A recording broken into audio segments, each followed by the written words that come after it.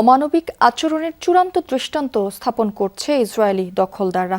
পশ্চিম তীরের কুশরা শহরে প্রায় এক সপ্তাহ ধরে ৩ ফিলিস্তিনি পরিবারকে পুরোপুরি অবরুদ্ধ করে রেখেছে অবৈধ বসতি স্থাপনকারীরা।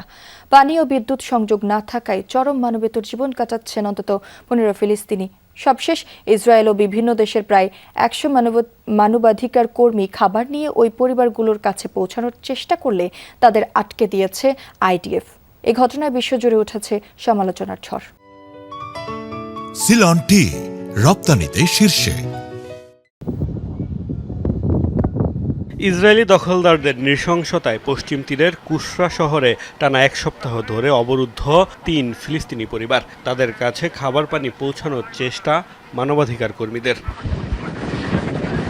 প্রায় ১০০ মানবাধিকার কর্মীর এই বহরও অবশ্য শেষ পর্যন্ত পৌঁছাতে ব্যর্থ হয়েছে চরম মানবেতর জীবনযাপন করা ওই ১৫ ফিলিস্তিনির কাছে। তাদের আটকে দিয়েছে ইসরায়েলের সামরিক বাহিনী।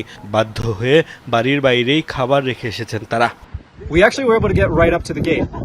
আমরা গেট পর্যন্ত পৌঁছাতে পেরেছিলাম। সেখানে দায়িত্বরত সেনাবাহিনীর সদস্যরা বাধা দেন। এটি নিষিদ্ধ সামরিক এলাকা বলে দাবি করেন। যদি এমন কিছু হয়ে থাকে তবে বসতি স্থাপনকারীদের ক্ষেত্রেও প্রযোজ্য হওয়ার কথা, কিন্তু আমরা তাদের এলাকাটিতে ঘুরে বেড়াতে দেখেছি।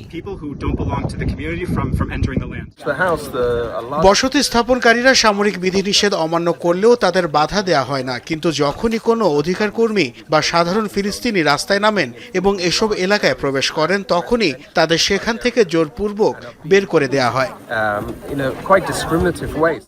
অমানবিক এই ঘটনার সূত্রপাত গত রোববার। দখলের উদ্দেশ্যে ৩ ফিলিস্তিনি পরিবারকে অবরুদ্ধ করতে বাড়ির আশপাশের সড়ক পাথর দিয়ে বন্ধ করে দেয় ইসরায়েলিরা। বন্ধ করে দেয়া হয় পানি ও বিদ্যুৎ সংযোগ। পরে ইসরায়েলি সেনারা সেখানে পৌঁছে ফিলিস্তিনি পরিবারগুলোকে সাময়িকভাবে বাড়ি ছাড়ার নির্দেশ দেন। বেদখল হওয়ার ভয়ে রাজি হয়নি বাসিন্দারা।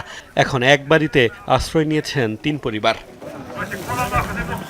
অবৈধ দখলদারিত্বের লক্ষ্যে পশ্চিম তীরের অন্যান্য স্থানেও বেড়েছে ইসরায়েলি বর্বরতা।